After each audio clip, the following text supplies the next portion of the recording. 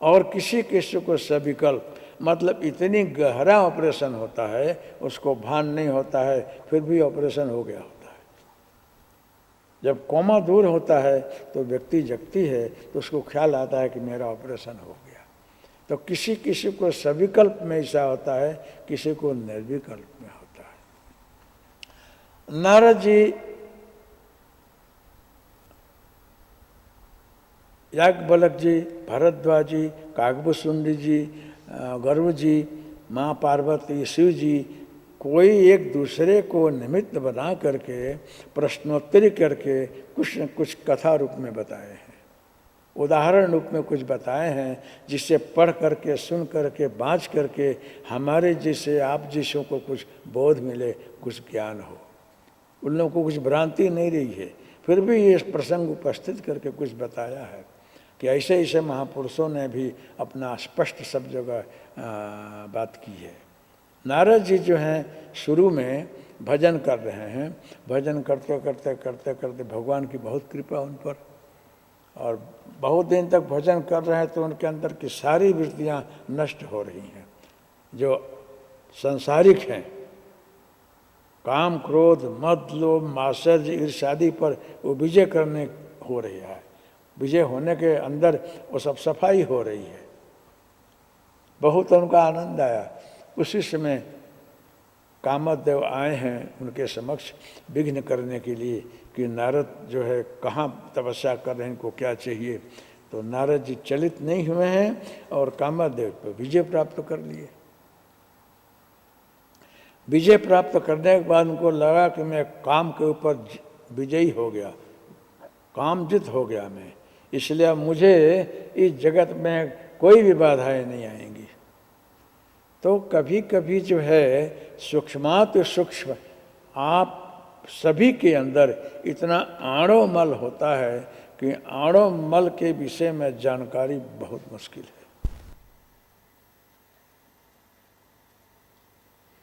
तो जीवाणु किस समय अपना स्वरूप लेकर के, विराट स्वरूप लेकर के आपके समक्ष उपस्थित हों, कहना मुश्किल है। नारद जी काम के ऊपर विजय प्राप्त कर लिए है, ये बड़ी खुशी हुई उनको। और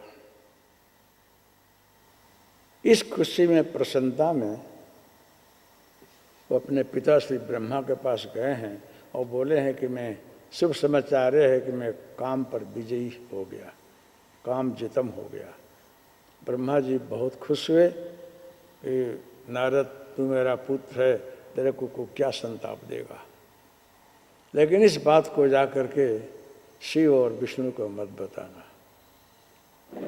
नारद जी ने सोचा कि हमारे पिता से हमारे जस फैले, इसके विषय में ऐसा क्यों सोच रहे हैं। जस फैले तो बहुत अच्छा है, मैं इनका पुत्र हूँ, ऐसा तो बन गया। देखो कभी कभी जो है साधक को, तपस्वी को ये नहीं खबर पड़ती है कि मेरे अंदर भी किस प्रकार का आड़ो मल भी पड़ा हुआ है और मुझे परेशान कर सकता है। ये महापुरुषों के संवाद में हमको आपको जानने को मिलता है। ऐसे ही वो शिव के पास गए हैं और फिर विष्णु के पास गए हैं। एक दूसरे को सब लोगों ने ही बोला है कि मत बोलना। विष्णु के पास गए हैं, वहाँ पर भगवान विष्णु उनकी बखान किए हैं। बड़ रखवार रमापति जासु, सीम की चाप सकें कोई तासु। और उसके बाद वो उनके अंदर जो अहंकार रूपी आणो मल है, उस आणों के मल अंदर अगर कितने प्रकार की वासनाएं अभी हैं जो कभी भी आकार ले सकती हैं, आकार ले करके इसको परेशान कर सकती हैं। ये मेरा भक्त है, तो इसका निदान करना चाहिए। आप लोगों ने सुना होगा कि भगवान शिव, भगवान कृष्ण अर्धनारीश्वर हैं। ये लोग मतलब कभी भी अपने अंदर से दो स्वरूप प्रकट कर देते हैं। भगवान शिव को अर्धनारीश्वर, उन्हीं के अंदर पार्वती भी है और शिव भी वो ही हैं। भगवान कृष्ण भी हैं और आधा शरीर उनका राधे का है, लेकिन वही बात आपके अंदर भी है। आपके अंदर भी शक्ति भी है, शक्तिमान भी है। आप पुरुष भी हो और पुरुष के साथ साथ आपकी शक्ति भी आपके अंदर है। आप नारी भी हो, पुरुष भी हो। पुरुष इसलिए हो कि आपके अंदर पुरुष तत्व ज़्यादा है और नारी तत्व कमती है। आप नारी इसलिए हो कि आपके अंदर नारी तत्व ज़्यादा है, पुरुष तत्व कमती है, लेकिन एक दूसरे में हैं दोनों। जब आपको बाहर निकालना हो तो ये आपको विज्ञान नहीं आता होगा। आप ही के अंदर से आपके ही जैसा आपकी धर्मपत्नी बाहर आ जाएगी, आप आ जाएंगे। आप शक्तिमान हैं आप, लेकिन एक कला सबको नहीं आती है, साइंस है, विज्ञान है। ब्रह्म योनि में ब्रह्म के यहाँ ऐसी है कि आप अनेक स्वरूप ले लें। आप ही नारी बन जाए, आप ही पुरुष बन जाए। नारी पुरुष की जरूरत नहीं है। आपको अगर सृष्टि पैदा करनी हो तो आप अपने में से ही प्रकट कर दें। कोई ज़रूरत नहीं है ये समाज में आकर के शक्ति का संपर्क करने का। साइंस ऐसा है, गहराई का सुपर साइंस ऐसा बोलता है। तो भगवान नारद जी को उसका निदान कर रहे हैं। जो नारद जी ने भगवान को बोला है कि मैं आपका इतना भजन करता हूँ, भक्ति करता हूँ, तो उन्होंने मांगा अपना स्वरूप दे दीजिए। भजन साधन करने पर भगवान की कृपा उतर जाती है, कृपा बरसती है। कृपा बरसते बरसते प्रत्येक साधक के अंदर जो कितने जन्मों का आणोमल है उसकी सफाई भी होती रहती है। सेवरी पर गुरु ने कृपा किया कि तेरे को यहीं राम मिलेंगे, भजन करना बेटा। और जब आशीर्वाद देकर गए तब से सेवरी के अंदर सारी प्रक्रिया चालू है। ऐसे ही नारद जी महाराज पर जब कृपा उतरी है तो उनके अंदर की भी सारी प्रक्रिया चालू है। ऐसे ध्रुव और प्रहलाद जब भजन कर रहे हैं तो उनके सारे आड़ोमल की शुद्धि हो रही है। ये साधक को खबर नहीं पड़ती है। ये गुरु कृपा और इष्ट कृपा वहाँ बरसती रहती है। आपको क्या हो रहा है आपको ख्याल नहीं आएगा। मैं सहज की बात बोल रहा हूँ, इसमें कसरत करने की जरूरत नहीं है। लेकिन आपको जप करना है, भजन करना है, माला करना है। आप जब तक आप सभान हैं, आप जिस रूप में अपने को मानते हैं, इस जीव भाव से परमात्मा के तरफ जाने के लिए आत्म भाव को स्वीकार करके उधर जाना गतिशील होना चाहिए, करना चाहिए। भजन करो, साधन करो, तप करो, लेकिन जब ध्यान में बैठो तो कुछ मत करो। शांति से बैठकर टेस्ट करो कि क्या मजा आ रही है। लेकिन धीरे धीरे धीरे जो वो सहज आता है, सहज अवस्था जब आती है तो सहज में आप उसी के स्वरूप ही हो। आप सहज ही आनंद के स्वरूप हो, सहज ही आप परमानंद स्वरूप हो। ईश्वर अंश जीव अविनाशी, चेतन अमल सहज सुख राशि। सहज ही सुख का राशि है, वो सहज ही है, लेकिन चेतन अमल सहज सुख राशि। वो चेतन है, मल रहित है, लेकिन ये जीव भगवान के अंदर जुड़ करके को हम बहुत श्यामी करके वो आया। कुछ अज्ञान आवरण के कारण वो जीव चेतन से अज्ञान आएगा ही किसे, लेकिन भ्रांति जन्य अज्ञान है।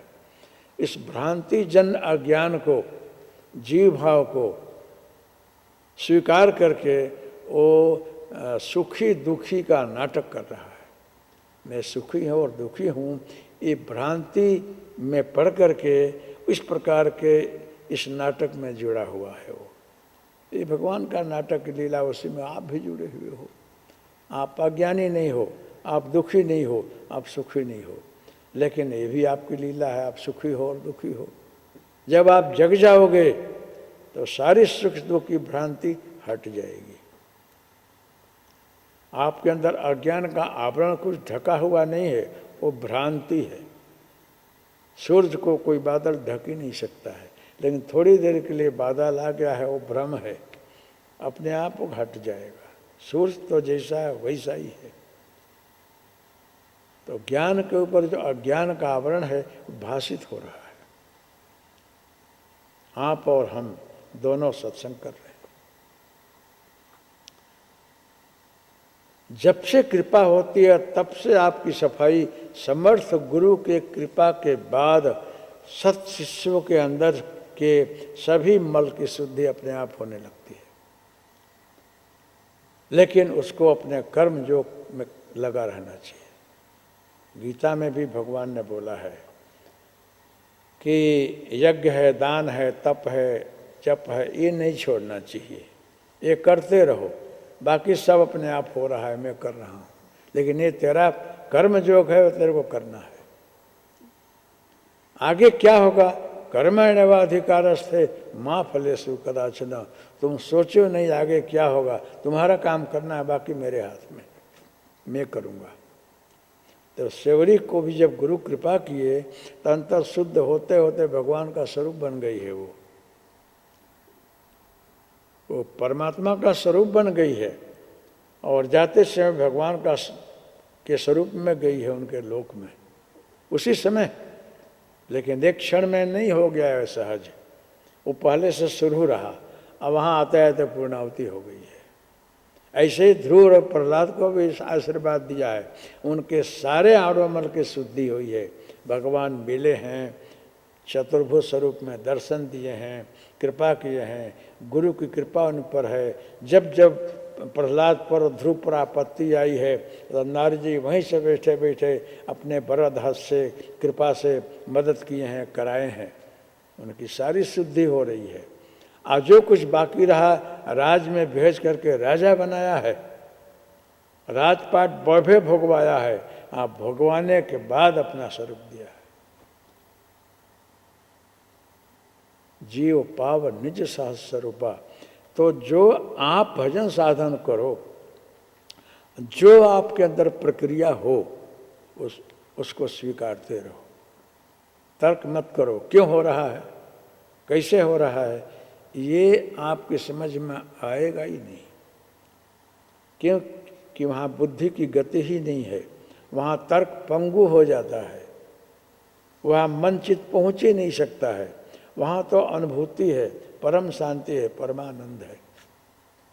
और आज जो करोगे आप हठ जो, तो एक्सरसाइज करो, बहुत ज़रूरी है। शरीर स्वस्थ रहे और बात पित्त कफ की शुद्धि हो, आरोग्यता मिले, हठ योग बहुत जरूरी है। करो, आता हो इतना करो।